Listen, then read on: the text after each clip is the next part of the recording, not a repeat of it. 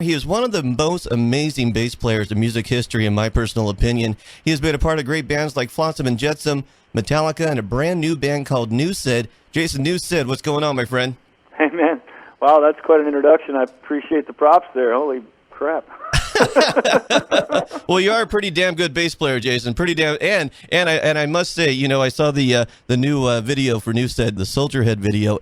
Man, what a great. I mean, I always knew you could sing, but you know, behind Metallica, you were always their bass player for the most part. And so when I saw you sing that video, it was awesome, man. Thank you. Yeah, it's been a long time coming, dude. This is a culmination of all those cool experiences I've had with the different bands through time, and now putting my name on something. These are my songs that I composed from top to bottom for the first time, a full album from top to bottom under my own name. So I'm pretty jacked up, man. Yeah, that's so cool. And I know, Jason, you were born and raised in Battle Creek, Michigan. And who were you really digging on listening to musically when you were growing up? I had two older brothers that are 5 and 8 years older than me, so I was exposed to some pretty cool music pretty early. They were teenagers in the 60s, so I heard Hendrix real early. Original Ted Nugent band, Rob Grange, the original bass player, one of my great heroes, unsung heroes of bass as far as I'm concerned. Really, really killer. And then, Hendrix music and Hendrix bass and all that always played a big part. And there was also a lot of funk music in my household, a lot of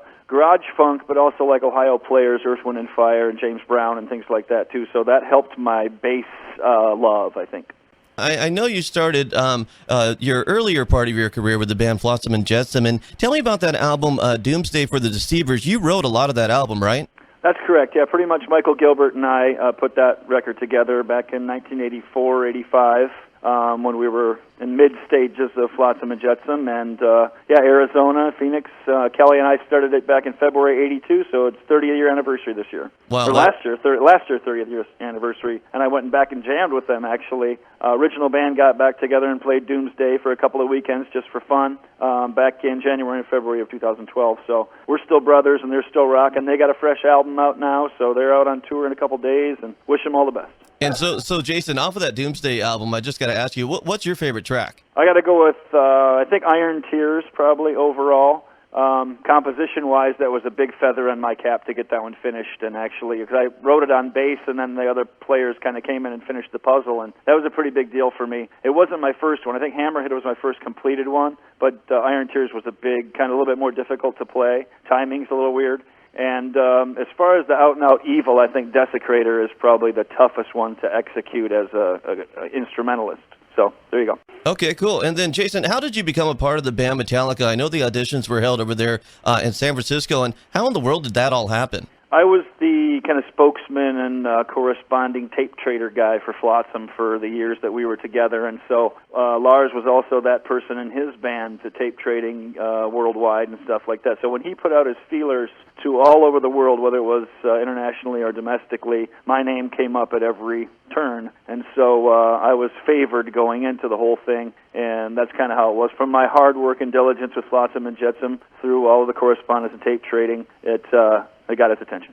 Okay, cool. And then the Garage Days album was released in 1987, and what was that experience like for you personally, different than when you recorded with Flotsam and Jetsam in the studio? The recording was the same that I was pretty much used to. You go in, you stand there, the guy turns on the recorder, and you blast it. That was the same as Flotsam records, so that wasn't much different from the Garage Days. I think we finished the whole thing in 5 or 6 days, top to bottom, so that was pretty similar to what I was used to as far as the punk rock ethic of recording. Things really didn't start getting serious as far as the recording thing until the Black Album. Right, okay, and then right in the middle of that, the opening track to the amazing album, And Justice for All, was called Blacken, and I love how you played bass on that tune. And you were given partial songwriting credit on that tune, correct? Yeah, the main riff and the middle riff, the heavy riff, those are mine. And James and I, that's the first one that we pieced together as a team, so that was a pretty big feather in my cap, too. Yeah, great album. And then, like you were saying, when the Black Album came out in 1991, and what was that venture like for you, being there in the studio with the producer Bob Rock? I know he had done a lot of other production studio work for a lot of other bands, and what was that like being in the same room as Bob Rock on that amazing studio album?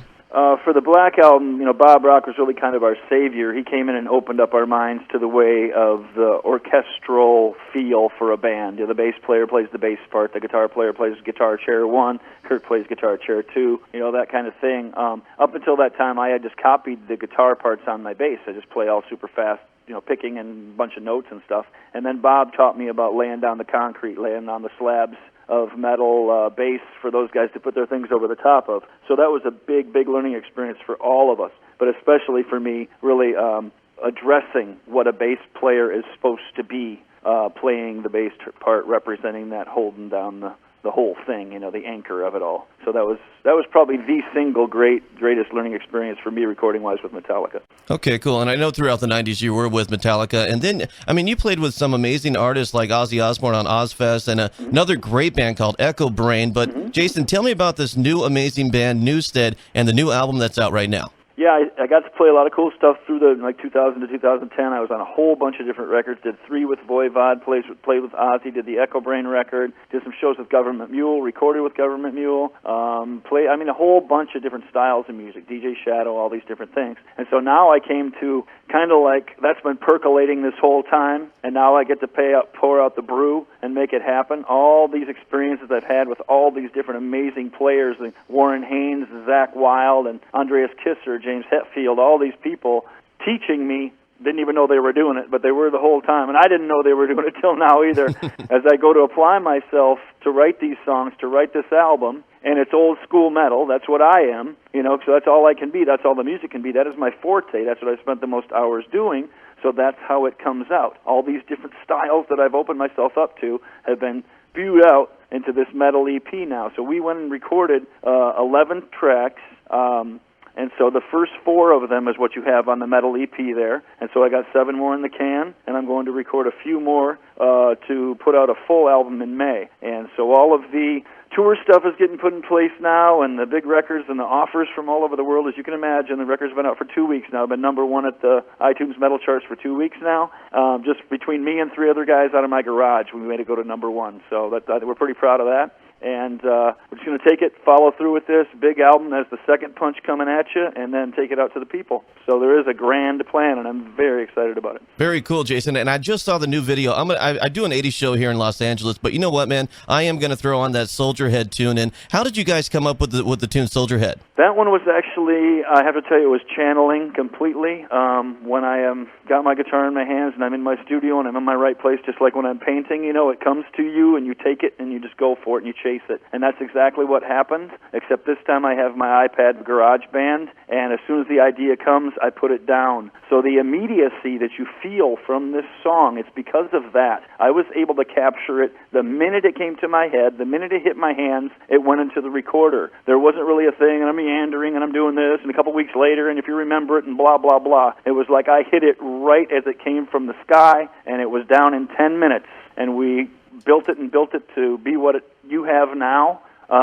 So that's really what it comes down to. It was very much a purposeful thing that was meant to be. It just came to me. Jason Newsted of Metallica, thank you so very much. I really appreciate it.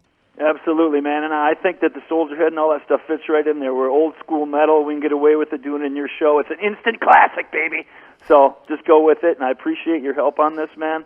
And one more thing, let everybody know I'm Jason Newsted on Facebook, and I'm talking to people every day. So send me some love, and we'll hook it up. See you out there on the road.